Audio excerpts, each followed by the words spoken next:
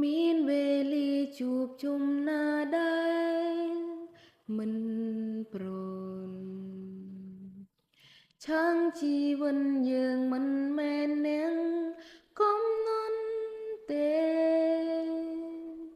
ថ្ងៃនេះសើចស្អែកយំរូបខ្ញុំក៏ជួបដែរលើលោកនេះគ្មានទេភាពអមតៈបើសិនពេលវេលាអាចដើរថ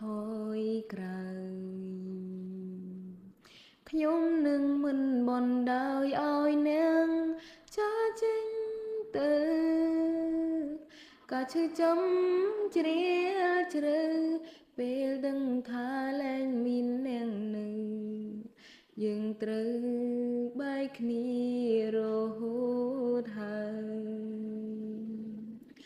ញើពីផ្ដាយផ្ដាំថាខ្ញុំចាំនាង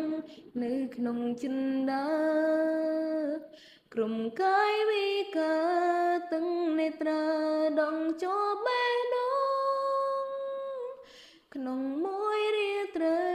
ពេលដ៏ខ្លីរវៃវៃត្រូវបានបាត់បង់ធ្វើឲ្យខ្ញុំចងចាំរាត្រីចុងក្រោយ